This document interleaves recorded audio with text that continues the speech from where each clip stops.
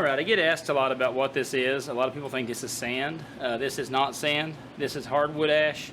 And what I'm doing here is I'm getting the blade back up way above critical, and I'm just putting it in here and letting it just slowly cool down. And what that'll do is that'll make the steel, it'll anneal the steel, make it super soft to grind, to cut on the bandsaw, whatever I need to do. It just makes it a whole lot easier. Hardwood ash works. Also, a clay-based cat litter works really well.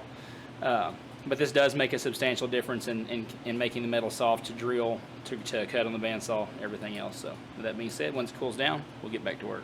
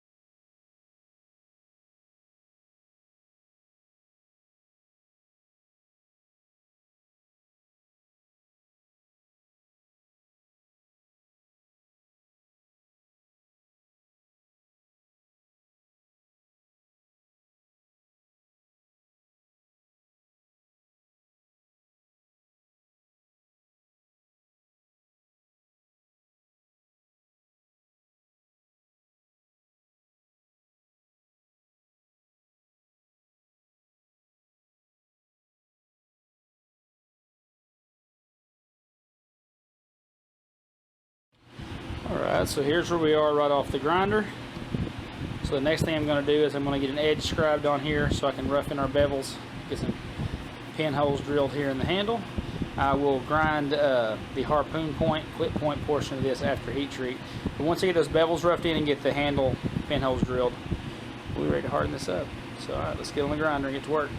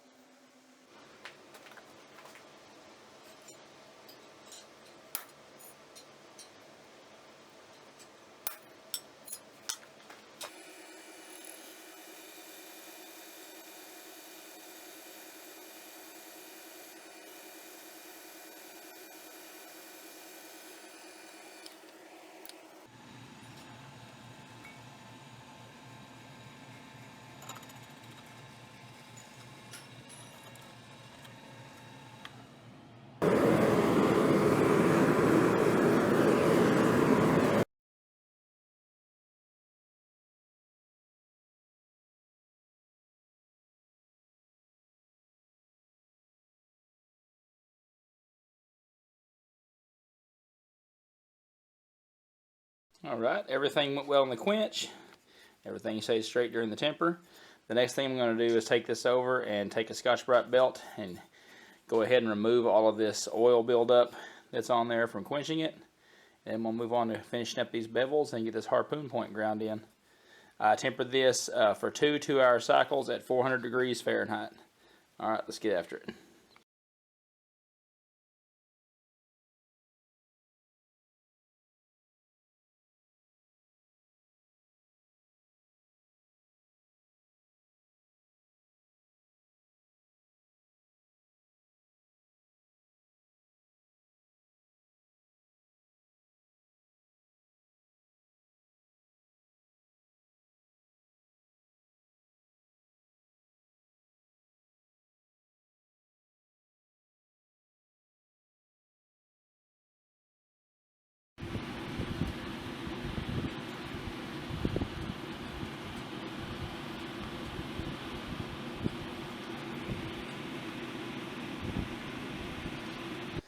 Alright, so now that I've got this ground cleaned up and everything, we're going to get some handle scale material.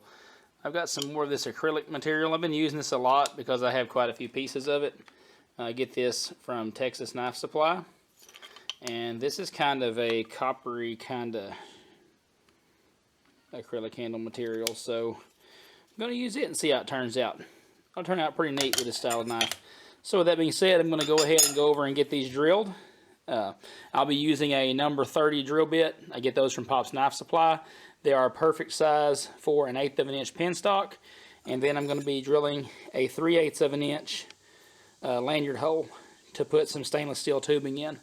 So that being said, let's get over to the drill press and get to making some holes in this. All right, I've talked about it on here before. It's extremely important when drilling through this acrylic material to make sure that you have a solid backer. This has a lot of holes in it, but the area that I'm fixing to drill through is still solid. And that's just to keep this stuff from chipping out because it likes to chip like crazy.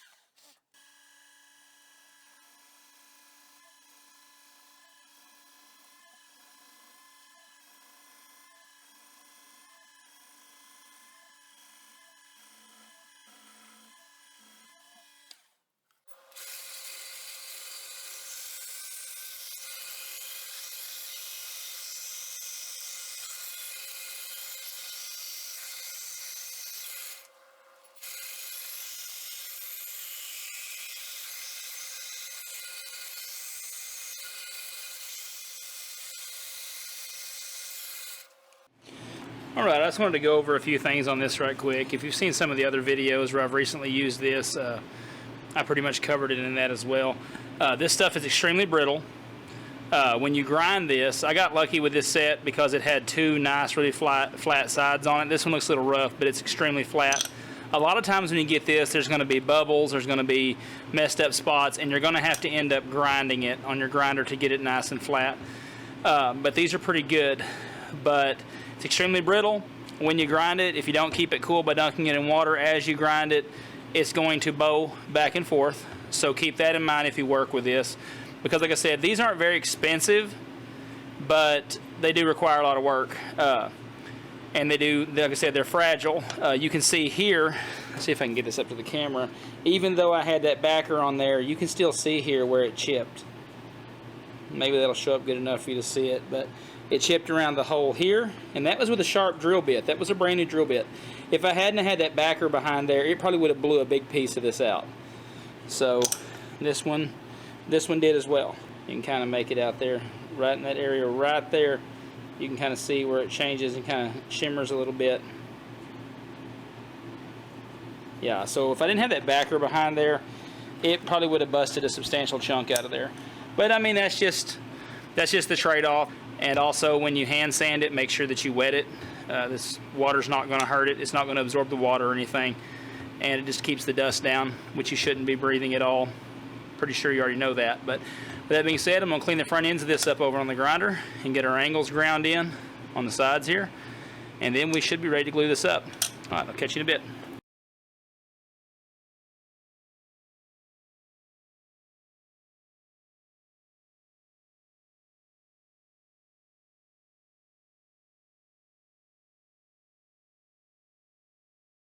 Alright, now that the front ends are done, next thing I do is come in. I've already got the lines marked, but I come in here with a pencil and just draw some lines on here. It's hard to do when you're looking through the camera screen, but sketch them on there like that. I got the platen set at an angle with a work table set up. You'll see it in a second when I go to grind it. And then I just go in and I work the scales. Now that's another reason I have these X's here, is to tell me which side of the scale goes against the knife. Because if you don't have those on there, at least for me anyway, I've made mistakes before where I have messed up and ground the wrong side, and then it throws everything out of whack. So we don't want to do that. I get asked what angle I use a lot. I don't actually check the angle. I just kind of look at it and see which angle that I think would look best with a knife. So I don't have any actual numbers to give you, just eyeball it, see what you think about it. Alright, let's get these ground.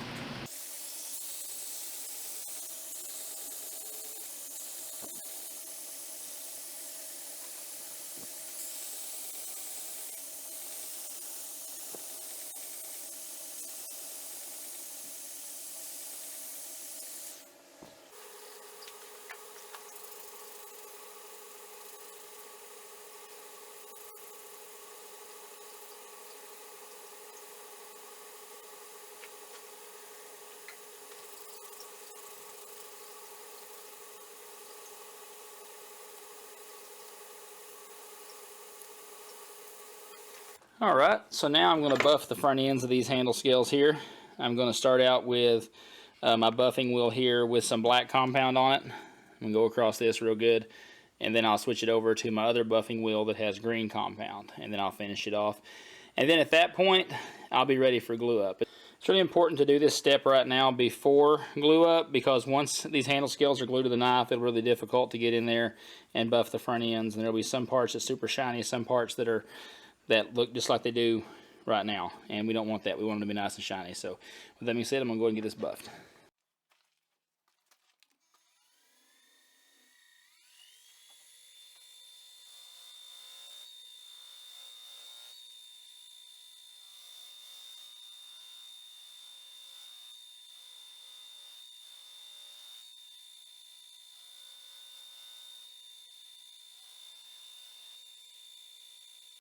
Alright, I got my wheel on there now with some green compound. This would be what I finished this off with. Forgot to mention a while ago, the front ends of these handle scales, I sanded them up to 800 grit in preparation of this step.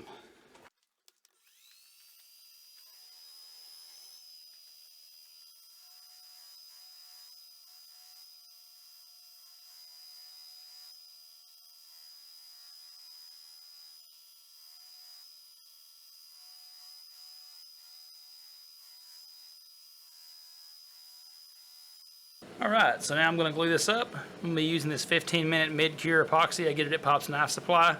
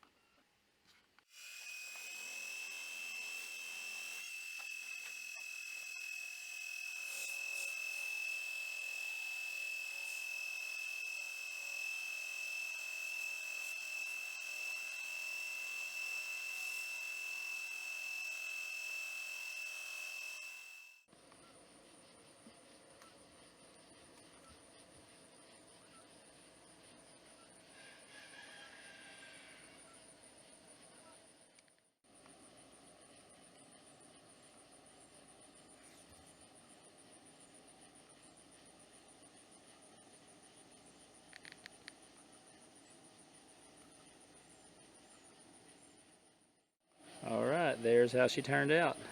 I appreciate you all for joining me on this build. If you would hit that sub button down below and ring the notification bell as well to notify them of this content as it posts. I'm going to try to start doing weekly videos. In some cases, maybe twice a week, one blacksmithing video. But with that being said, I appreciate you all. Appreciate all the support. You all have a good one. I'll see you soon. Bye-bye.